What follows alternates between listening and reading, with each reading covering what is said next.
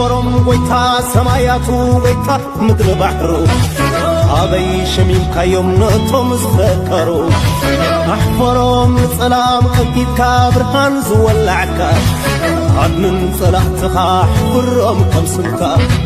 أحفرم لي أكبر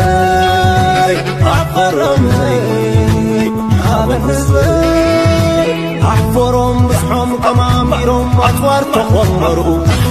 نسيلوهم نيرو فطرتهم زسعرو أحفرم موني تخاري لأختهم يحزنو ملكت سعرتهم وجو يكدنو محلى نيكت سانتا زحابيو سلكي المفترات سيطان زساسيو عمس مغنتهم لريتنا ماتوا سلام تخاتاتلتي سول ميديا بزلزلكم وسلامكم يزاح عندك كنتس ايرتراونت كورمنت اينرس عنداولكم كلاتكم تخاتاتلتي سول ميديا بزلزلكم وسلامكم يزاح نلومي ازي اقداس وانا وزعما مدبحنا مصينا لنا بمجمرتا كلاتكم تخاتاتلتي سول ميديا بلايك جمهور داتلابخو سدرا بركت منغست اب بسنتباباوي ود تخل ملختي ام حلاليفهم اللومو ود تقول أيانا مدرخ نباها دمت خايت حوا ملختي ناب دياسفورا نخل إرتراوي نشتيهن عبي ملختي كاب سدرا بيت دكتور برخد منغست أب زمسعي كابتاق عندي بعلت بيتون كلت دقان دمسع ملخت خم حلالي في دلي سلازي إذا أني قبرناي دكتور برخت حقوساتينا يبلا حقوسنا وسنة قلون إذا خا مرعى ينبر زي قبري كونن ملوك تاريخ ماي برخت كنباب كله استسمعنا حقوس وسنة قلون بلا أبس مراز تقبرو ناي نقصك أبرها بعلو بعوي بريسيدنتي امبابا زنبرولو حقوسنا وسنة قلون مو أبزي حزن تاني خزارو بخلو بمولو إزي دياسفورا زغبرو زرلو إزي مجلس حزن زهبو زرلو زون كلهم أكتيفات زغبرو زرلو استفالا ليه تاريخهم سؤلون دامسو حاقوسنا وسن يقولون داولو كلهم سمعوا مالنا مو يأكل كاب حجينينيو حاقوسنا وسن يقولون مسكلتي عندك أي حاقوسيك قلس دلي كاب حجينيني خاء بحق أفسرحكم من مدباتكم كتكودو بلبنا نمسجن بلبنا نحبر بتعمي حقوسنا وسن يقولون يبلع سلازي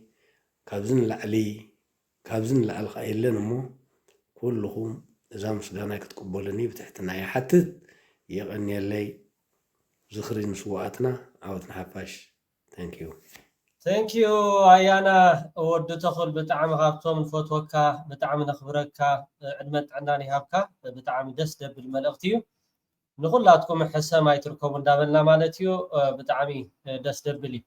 كبرات تخاتاتلتي سول ميديا إذا تريوا دلهم كاب مجوتي كتما أسمرا إيرترا صمدو سنة باقة صبر رئيسي تبدلا كلات كن إحواتنا زعبخن زناسكن لعل زخونة نجر حزب إيرترا صمدو ناي والقسبات أيكونن صمدو نحنا خنصبغ نحنا خنمعارق نحنا نتي أبايتا بسرح زلو إن حوسنا خنصبغ دا أمبر صمدو لعل زخونة نجر حزب منقسن إيرترا إيدون قوانتن كوينو يسرح له خمزلو زرئي مو بزقاتا مها تقارو حزب إيرترا بلبي تقبلوا لعل زخونة نجر كنسلام حزب إيرتراون أب تاريخو نخوينات ريو ويكا مرجو خويني فلتن كل جزية توقوتيتو ويكا نتي كوينات كان بعال قبر أسرات زاموصلو كساب أسمرا خنتحينا إلمي سمعهم ومهم لذي بزقات أمي نحنا غاء خمسون ميديا أدفرتايز كن قبر اللهم سلزلنا أكالتي ناي تصمدو كلاتنا إيرتراويان أبدقى زلنا زعبنا زناسنا ناوشت هاجر كن كيد كلنا ناب كم زعينت كيدنا خا خنحشش لهم كيدنا خنمشت كيد كن كا ክትበጽሓ በዝጋጣሚ ብሽን ሶል ሚድያ ይዕድመክና ኣሎ ቁጽሪ ስልክ ክንደ 07 22 84 79 ኣስመራይ 07 22 84 79 ደዊልክን ኣብዛ ጽምዶ ትብል ስነ ጽባቐ ጸጉር ርእሲ ክትበጽሓ በዝጋጣሚ ንዕድመክን እወ ሕርያና ምርጫና ሰላም እዩ ልዕሊ ዝኾነ ነገር ንሕና ደፊኦም ደፋፊኦም ሲሒቦም ሳሒቦም ከም በዓል ገብሩ እከይ ንሳቶም ብዝወልዕዎ ኩናት ማለት እዩ ዋጋ ክፊሎሙና እዮም ግን ዝሓለፈ ውሕጅ ውሰዶ እንዳበልና ንቅድሚት እንዳረኣና እቲ ብሕጂ ዝመጽእ ወለዶ ካብ ኩናት ወሮ ኩናት ተኣልዩ ከመይ ገይሩ ፍቕሪ ክዘርእ ክእል ኣሎ ፍቕሪ እዛ ጽምዶ ትብል ስነ ጽባቐ ጸጉር ርእሲ ምስ ረኣይዋ ገለገለ ሰባት በቃ እቲ ሕስትድና መቸም ብዛዕባ ጽባሕ እኮ እንታይ ትኸውን ዓለም እኮ ዝፈልጥ ሰብ የለን ብዛዕባ ጽባሕ ማንም ፍጡር ኣብዚ ዓለም ዝፈልጥ የለን ግን ኩሉ ግዜ ጽቡቕ ትሓስብ እዘን ሕዋትና ደቂ ኣንስትዮ ኤርትራውያን ከዓ ኣብ ውሽጢ ሃገር ኮይነን ከምዚ ስራሓት ክሰርሓ ከለዋ ብሰላምን ንፍቕርን እዩ ንኹናት ከማን ኢልካ ጽባሕ ትዳሎ ንፍቕሪ ኢልካ ደኣ እሞ ጽባሕ ኣይኮነን ኣሽሓት ኪሎሜተራት ከድካስ ዋጋ ክትከፍል ከማን ንፍቕሪ ንሕና ከም ኤርትራውያን ድልዋት ኢና ስለዚ ደጊምና ደጋጊምና ክንብለኩም ንደሊ ብሕልፊ ተጋሩ ከም በዓል እዚኣቶም ነቐዝ ትግራይን ናይ ኤርትራን ዘይኮኑስ ነቐዝ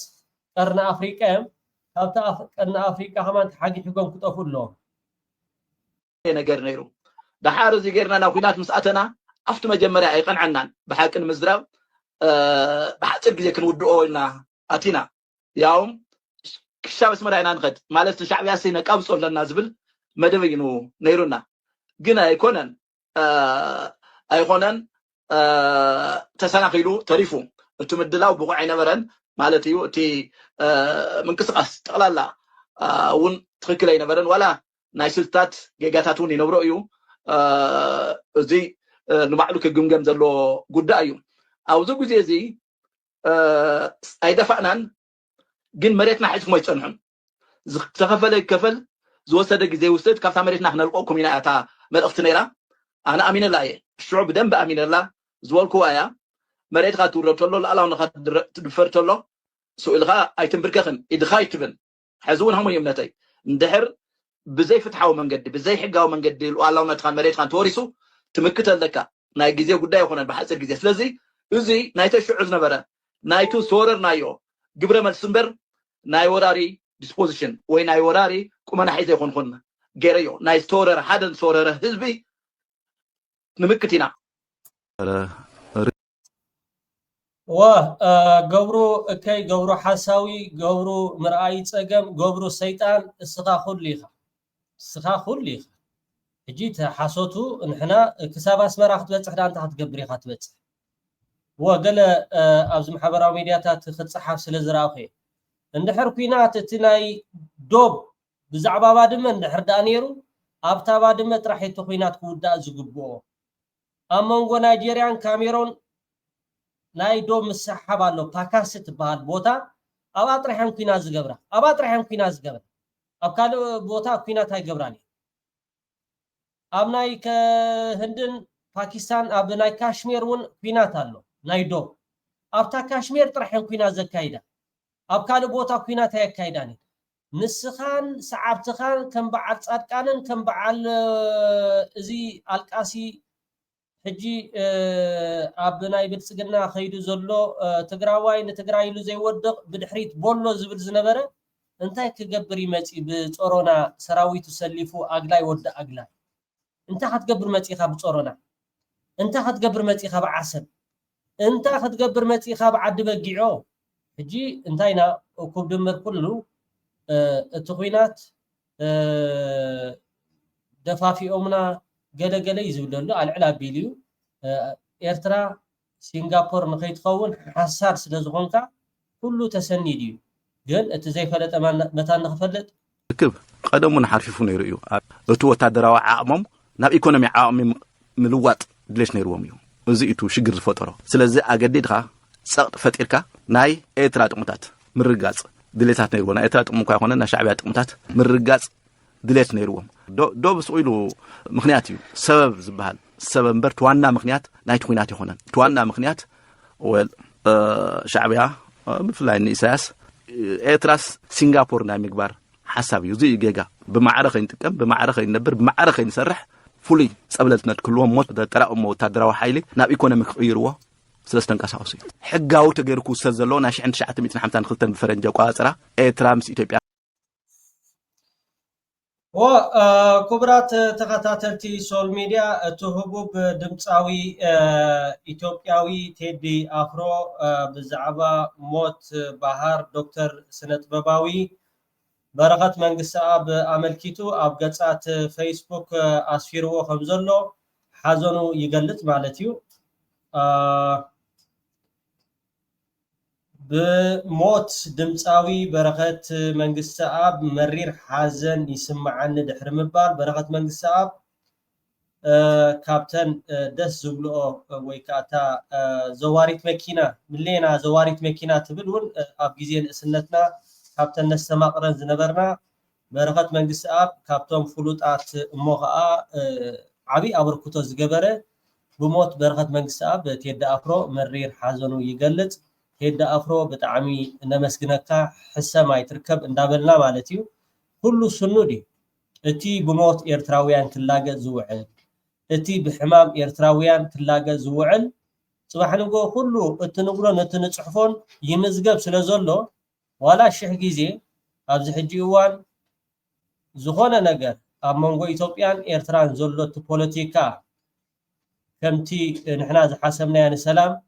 تسرعت بالسجنا خموكو تخي تزيك على والكسبات يخونوا حزبتات نعنا كم إثيوبياويان صلاتنا ويكا خم زخونة نجارات جرنا أي نقربن سلامتاي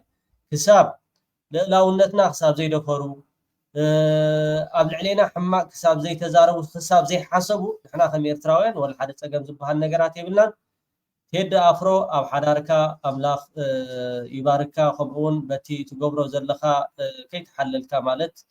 أبزغون معالتن ساعاتاتن كمون أبز حلف أوانون أو حدا قاتامي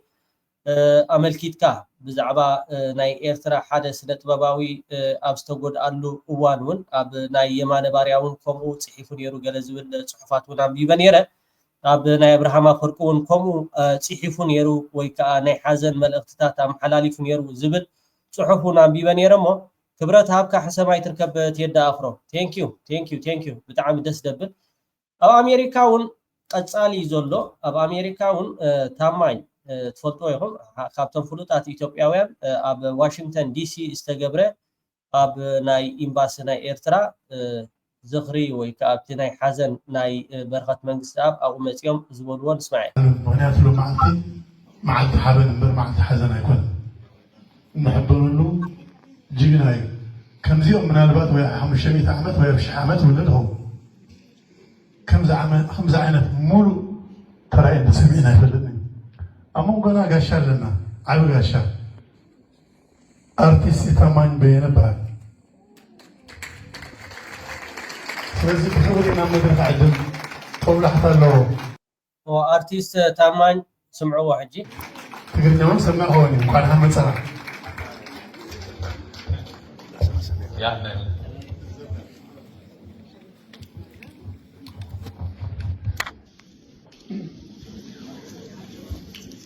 كبراتنا كبران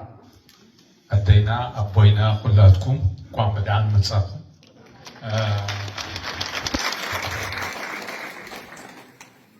سميت عما يبينه وين دمو ودي أبوي يبينه بالله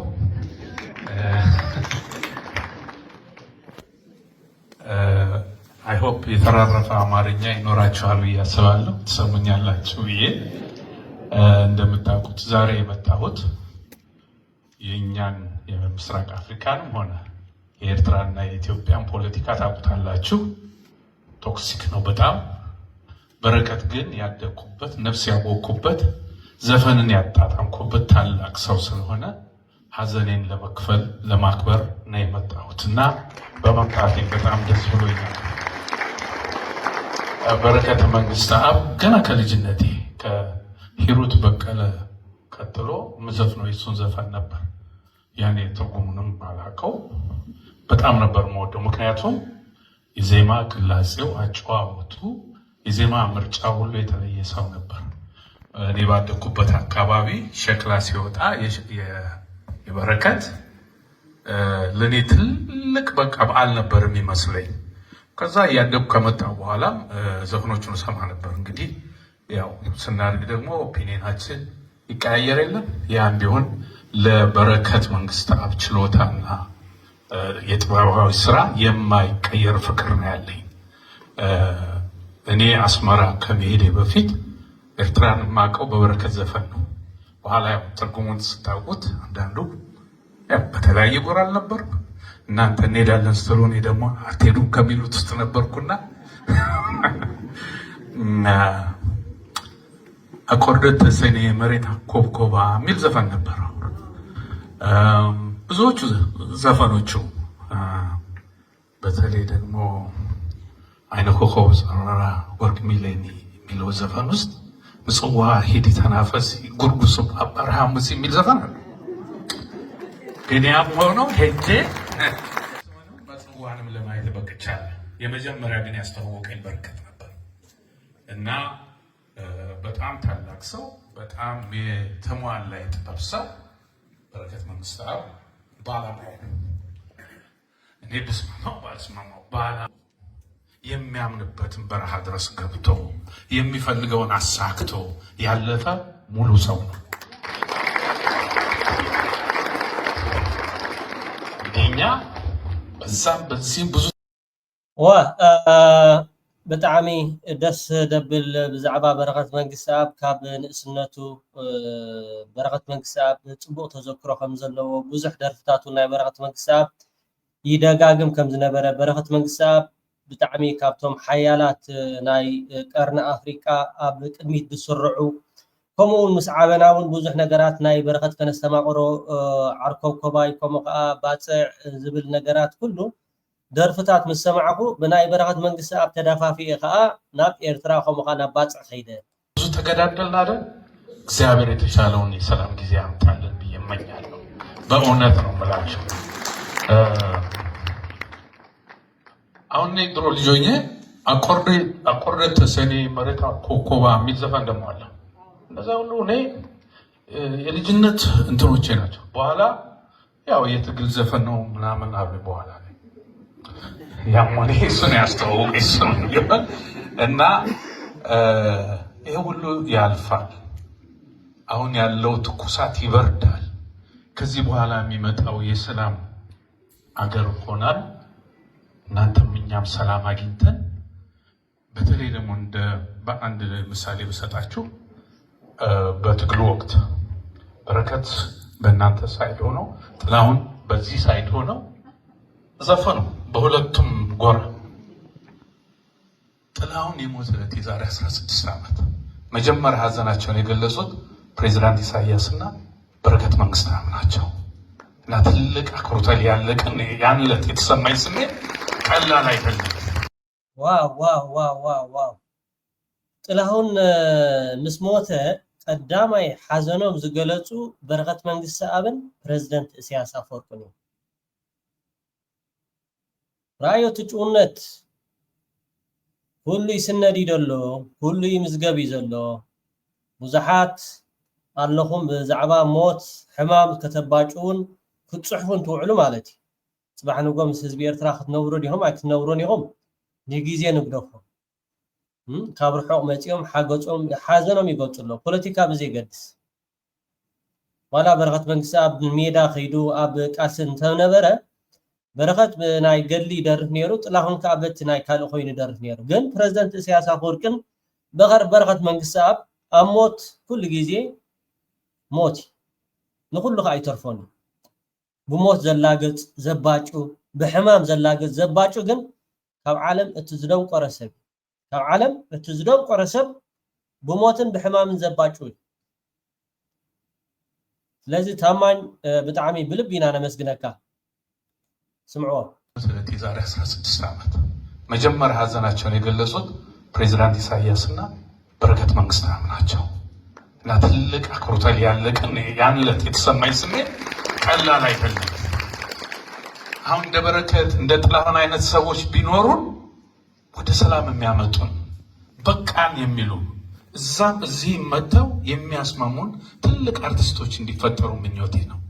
ያኔ ታዲያ እኔ ምድል ባገኝ እንደ ድሮ አስመራ ሄጄ እንዳደረኩት ሀራይ በአርክስ ተከታተልቲ ፕሮግራምና በመጀመርታ በሽመን ብስም ናይ ብሔራዊ ቲያትር ሰላምታ ይቃና ምያል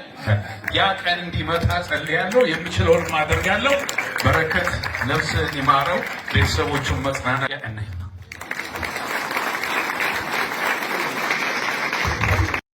ክቡራት ተኸታተልቲ ኣብ ኮመንቲ ንታማኝ ኣርቲስት ዝኾም ከዓ ንቴዳ ኣፍሮ ርእይቶኹምን ሓሳባትኩም ክትቡ ናይ ምስጋና ውልዕ ንዝኾነ ነገር ንዘኽበረና ዓፀፌታ ኢና ነኽብሮ። ከም በዓል በረኸት መንግስቲ ኣብ ከም በዓል ክቡር ፕሬዝደንት ሃገር ኤርትራ ኣቶ ኢሳያስ አፈወርቂ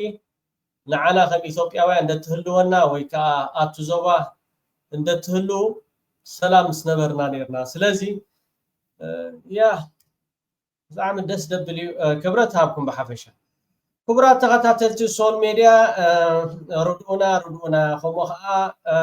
ኣሸማጉሉና ኤምባሲ ናይ ኢትዮጵያ ኣብ ቻይና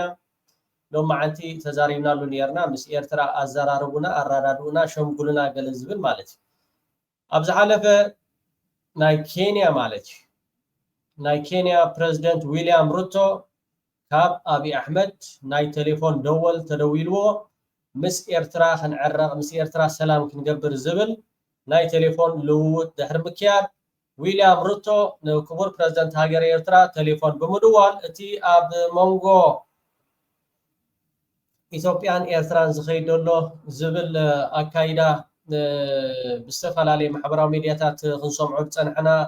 ሸምጉሉና ደዋላ ገለ እንዳተባሃለ ዝዝረብ ዘረባ ኣብ መንጎ ኤርትራን ኢትዮጵያን ዝግበር ነገራት ናይ ሽምግልና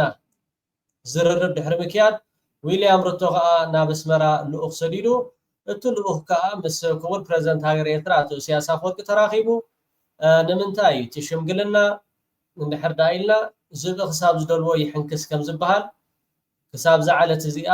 እቲ ውሽጣዊ ፀገማት ናይ ኢትዮጵያ ካብ ግዜ ናብ ግዜ ከምኡ እውን ሪኢኹም ኣለኹም ዩኒቨርሲቲ ናይ ኢትዮጵያ ቁጥዑ ይገልጽ ኣሎ። ኣብ ዝተፈላለየ ኣዲስ ኣበባት እውን እቲ ናይ ፓትሮል ከምኡ ናይ ፖሊስ ናይ ወተሃደራዊ ምንቅስቃሳት ይካየድ ኣሎ። እሱ ከዓ ዝኾነ ህዝቢ ንኸይለዓል ዝብል እዩ ኮይኑ ተሪፉ ሕጂ ዝወፅእ ዘሎ ሓበሬታ ግን ከስማዓኩም እየ። ጠቅላይ ሚኒስትር አብይ አህመድ ወደ ኤርትራ አማላጅ መላካቸው ተገለጸም። በምልጃነት የተላከው ደግሞ የኬንያ መንግስት መሆኑ ታውቋል። ምልጃው የቀረበላቸው የኤርትራው ፕሬዝደንት መተማመኛ ፈልጋለሁ የሚል ምላሽ መስጠታቸው ተሰምቷል። ጠቅላይ ሚኒስትር አብይ ወደ ኬንያው ፕሬዝደንት ዊልያም ሩቶ ደውለው ምልጃ የጠየቁት ከሁለት ሳምንት በፊት ነው የሚሉት የዲፕሎማቲክ ምንጮች ዋና ጉዳያቸው ደግሞ ኢሳያስ አፈወርቂ ስለመሆናቸው ገልጸዋል። እኔ ለጦርነት አልተዘጋጀሁም፣ እርሱም ዝግጅቱን ማቆም አለበት፣ ሊወጋኝ እየተዘጋጀ ስለመሆኑ አውቃለሁ። በእኔ በኩል ግን አብይ አሕመድ ማዕረኽ እንደ ወስላት ማዕረኽ እንደ ሓሳብ ማዕረኽ እንደ መደናገር ምዃኑ ኤርትራ ክትወጋኒ ወይ ከዓ ኤርትራ ክትሃርመኒ ከምኡን ምድላዋት ትገብራላ ዝብል ንዊልያም ሩቶ ከም ዝተዛረቦ ስለዚ ንሕና ንኤርትራ ክንሃርም ንሕና ንኤርትራ ክንወግእ አይ ንዳሎን ኢና ደለና ወይ ከዓ ኣብ ልዕሊ ኤርትራ ኩናት ኣይንኸፍትን ኢና ስለዚ ኤርትራ ኣብ ልዕሊ ኢትዮጵያ ኩናት ከይትኸፍተልና ኣብ ዝሓለፈ እዋን እውን ሚኒስትር ወፃኢ ጉዳያት ጊዶን እንታይ ክብል እዩ ናብ ውድብ ሕቡራት ሃገራት ፅሒፉ ነይሩ ምስ ሕወሓትን ምስ ፋኖን ኤርትራ ኮይና ስልጣነይ ንምግምጣል ትሰርሓላ ክብል ንማሕበረሰብ ዓለም ኣውያት ኣካይዱ ነይሩ። ግን መንግስቲ ኤርትራ ቅድሚ ምንጣርካ ናበይ ከም ተዓልብ ስለ ዝፈልጥ ፅባሕ እታ ምስጢር ጉሕጉሕ ኣቢልና ፅቡቅ ጌርና ክነውፃኢና እታ ጨጫፋ ግን ኣውፅይዋ ኣሎ። ትክክል እዩ። ዊልያም ሩቶ ኣብ ዝቐረባ መዓልትታት እውን ናብ ኤርትራ ምብፃሕ ከካይድ ምዃኑ ምስቲ ናይ ኡጋንዳ ዝኸይድ ዘሎ ብዙሕ ነገራት እዩ። ኣብ መጀመርታ ምስ ኤርትራ ፅቡቅ ዝምድና ነይርዎ። ድሓር ግን እቲ ናይ ምዕራባውያን ከምኡ ከዓ ምስ ኢማራት ብምውጋን ኣብ ሱዳን ዝገብሮ ዘሎ ምትእትታው ኬንያ ብሕልፊ እቲ ቀንዲ መንቀሳቐሲ ናይ በዓል ኢማራት ኬንያ ኢትዮጵያ እዩ። ኣብዚ ሕጂ እዋን ግን በቲ ዝሕሞም ነገራት መጽያቶም ስለዘላ ዩጋንዳ በቲ ዝሕሞም ነገራት መጽያቶም ስለዘላ ዩጋንዳ ሕጂ ከይፈተወ ወይ ከዓ ከየበለ ምስ ኤርትራ ከምኡን ምስ ዝተፈላለዩ ንኤርትራ ዝመስለ ሃገራት ክዘራረብ ወልሓደ ዝእጉሞ ዘሎ ኣይመስልን ኣብ መንጎ ኤርትራን ኣብ መንጎ ኬንያን ግን ጽቡቕ ዝምድና እዩ ዘሎ እቲ ዝምድና ወልሓደ እቲ ምርጫ ናቶም ኮይኑ ንሕና ከም ኤርትራውያን ምስ ኢማራት ይኸዱ ምስ ስዑዲ ይኸዱ ምስ ዝኾነ ይኸዱ እዚ ግበሩ እዚ ኣይትግበሩ ናትና ጉዳይ ኣይኮነን ግን ንምንታይ እዩ አብይ አሕመድ እንድሕር ዳኢልና ብጣዕሚ ዝገርም ንትግራይ ንኽሃርም ይትዕላማ ኤርትራ ንዓይ ንኸይተሃርመኒ ኣነ ኣይሃርማኒ ዝብል ኤርትራ ንዓይ ክትሃርመኒ የብላን ኣነ ካል ኤርትራ ይሃርምኒ ማለት ኩሉ ሓይሉ ኩሉ ኣኻኺቡ ናብ ትግራይ ንምዝማት ካብቲ ደስ ዝብለካ ከዓ ናይ መንግስቲ ኤርትራ ኣካይዳ ቅድሚ ምንጣሩ ናበይ ከም ደዓልብ ስለ ዝፈልጥ መንግስቲ ኤርትራ ከዓ ናብ ትግራይ እንድሕር ደኣ ገፁ ኩናት እንድሕር ደኣ ከፊቱ ኤርትራ ኢዳ ጣሚራ ከም ዘይትርዮ ኤርትራ ከሳብ ኣፍ ደገ ገዝኣ ዝመፅእ ንተሓውሱ ኢላ ከም ዘይትርዮ ነቲ ልኡኽ ወይ ከዓ ሓደ ካብቶም ናይ ፀጥታ ዊልያም ሩቶ ናብ ኣስመራ ዝለኣኾ መንግስቲ ኤርትራ ጽቡቕ ገይሩ ኣረጋጊጹሊ ኣብ ዶብ ትግራይን ዶብ ኤርትራን ሰራዊት ናይ ፌደራል ኮፍ ምባል ማለት ባዕልኻ ኣይ ኩናት ኣይ ሰላም ንስተናውሐ ግዜ ጌርካ ኣብ ልዕሊ ኤርትራ ሓደጋ ንምውዳቕ ስምምዕ ዝበሃል ነገር የለን ኣብ መንጎ ኢትዮጵያን ኤርትራን ነቲ ብሕጊ ዓለም እሞ ከዓ ብግዝኣታዊ መግዛእቲ ናይ ምዕራባውያን ኩለን እተን ሃገራት ኣፍሪቃ ብኡ እንዳተዳነያ ኣብ ኤርትራ በፂሕኻ ግን እሱ ክሰርሕ ኣይረኣይን ወይ ከዓ ርኢኻ ከም ዘይረኣኻ ክሕለፍ ፀኒሕ እዩ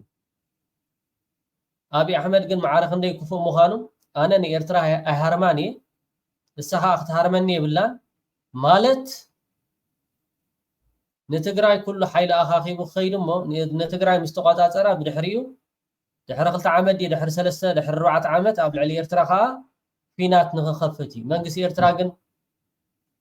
ፖለቲካ ከም ዳማይ ይፃወተሉ ፖለቲካ ከም ዳማይ ይፃወተሉ ብጣዕሚ ደስ ይልኒ እቲ መልሲ ሊወጋኝ እየተዘጋጀ ስለመሆኑ አውቃለሁ በእኔ በኩል ግን የመዋጋት ፍላጎት የለኝም ብለው ለፕሬዝዳንት ዊሊያም ሩቶ ተናግረዋል የሚሉት የዲፕሎማቲክ ምንጮች ጠቅላይ ሚኒስትር አብይ አህመድ የኬንያ መንግስት በጉዳዩ ላይ ጣልቃ እንዲገባ ጥያቄ ስለማቅረባቸው ማክለዋል። ይህንን ተከትሎም ባለፈው ሳምንት የኬንያ ብሔራዊ መረጃና ደህንነት አገልግሎት ኃላፊ የሆኑት ኑረዲን ሀጂም ወደ አስመራ ተጉዘው ከፕሬዝዳንቱና ከሌሎች የኤርትራ ባለስልጣናት ጋር ተገናኝተው መወያየታቸውን አረጋግጠዋል።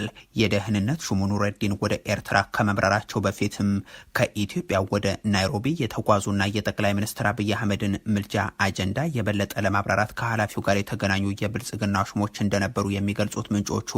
የኃላፊዎቹን ስም ከመጥቀስ ግን ተቆጥበዋል። የኬንያው የደህንነት ኃላፊ ኤርትራ ድረስ ሄደው ባደረጉት ውይይትም የኤርትራ መንግስት ባለስልጣናት ኤርትራ ላይ ውጊያ መክፈት እቅድ ስለሌላቸው እናንተም ይህንኑ ብትተውት የሚል ጥያቄ ማቅረባቸውንናም የውይይቱ ዝርዝርም ለአዲስ አበባው አገዛዝ መላኩን ምንጩ ዘርዝረው አስረድቷል። ጠቅላይ ሚኒስትር አብይ አህመድ ሊወጉ አልተዘጋጁምና ኤርትራ ማይዘጋጅ በሚለው ሐሳብ ላይ ፕሬዝዳንት ኢሳያስ አፈወርቂ የሰጡ የተባለው ምላሽም ጦርነት አካሂዳለሁ ያለው ራሱ ነው። እኛ እርሱ ላወጀብን ጦርነት የምንዘጋጅንን አሁንም ቢሆን እኛ ላይ ውጊያ እንደማይከፍት መተማመኛ ይስጠን በሚል መጠየቃቸው ተገልጿል።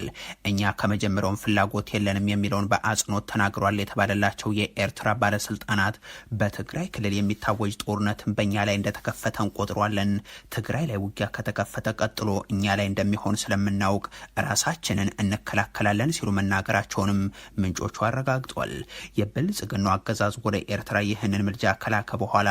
ባለስልጣናቱ ጦርነት እንደማይኖር አድርገው እንዲያስረዱ ያሰማራ ሲሆን ሰሞኑን ጌዲዮን ጢሞቴዎስና ጌታቸው ረዳ ኢትዮጵያ ወደ ኤርትራ ጦርነት እንደማትከፍት ለማስረዳት መሞከራቸውም የዚሁ አካል ነው ተብሏል። የደህንነት የደህንነትና የዲፕሎማሲ ምንጮች እንደሚሉት ከሆነም የኤርትራ መንግስት የጠየቀውን መተማመኛ ኢትዮጵያ ታቀርብ እንደሆነም የብልጽግና ሰዎች የተነሳላቸው ጥያቄ ሲሆን የሰጡት ምላሽም አልታወቀም ብለዋል። ጠቅላይ ሚኒስትሩ ባሳለፍነው ጥቅምት በሰጡት የፓርላማ ማብራሪያቸው ጦርነት ሊከናወን እንደሚችል እርሳቸውንም የሚያቆም ኃይል እንደሌለም በየዓመቱ አንድ የኤርትራ ህዝብ የሆነ ኃይልም እየተፈጠረ ስለመሆኑ በመዘርዘር ኤርትራ በበኩሏ ህገወጥ የሰውና የገንዘብ ዝውውር፣ የጦር መሳሪያ ስርጭትና የታጣቂዎች ስምሪትን በኢትዮጵያ ላይ እያከናወነች ስለመሆኑ መክሰሳቸው የሚዘነጋ አይሆንም። አንድ ከ7 ዓመታት በፊት በጡረታ የተገለሉ የኢትዮጵያ የመከላከያ ሰራዊት ጄኔራል ደግሞ አብይ አህመድ ወደ ኤርትራ ጦርነት እንዳይከፍቱ ያደረጓቸው ምክንያቶችን ሲጠቅሱ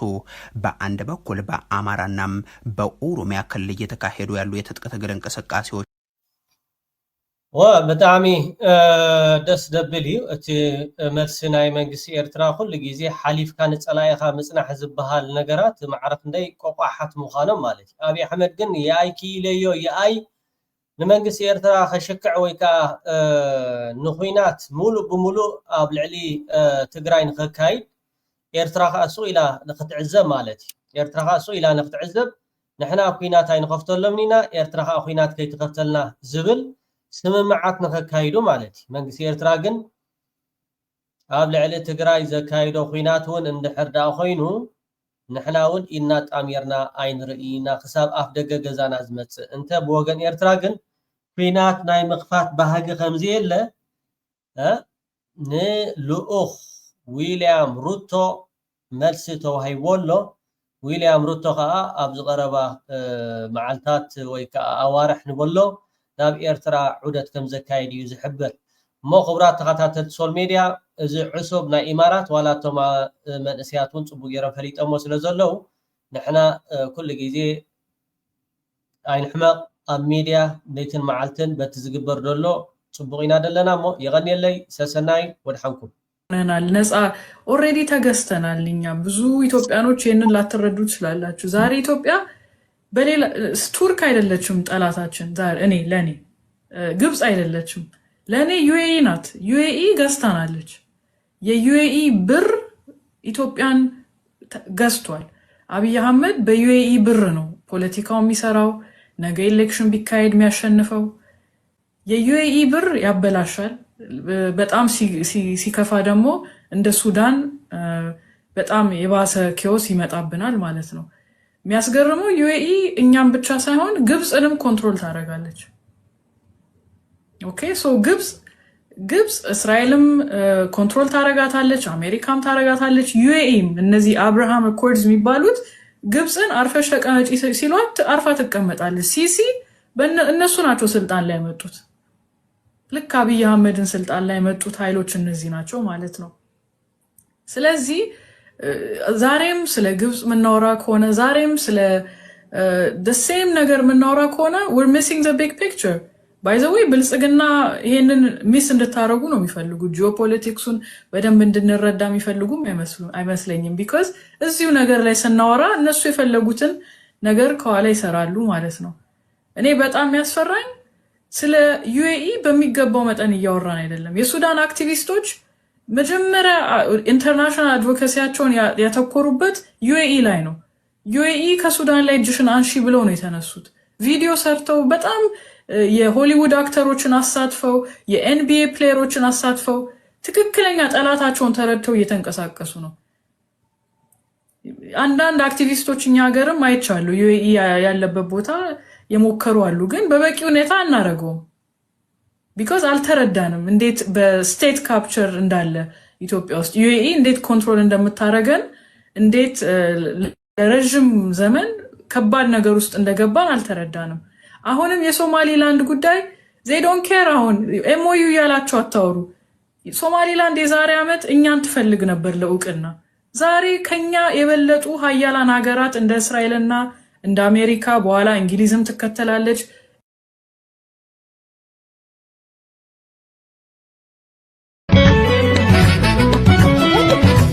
أحفرهم ويتا سماياتو ويتا مدر بحرو أبي شميم كيوم نطم زفكرو أحفرهم سلام أكيد كابرهان زولعكا عدن صلاحتك حفرهم كم سمكا أحفرهم أطلبي أحفرهم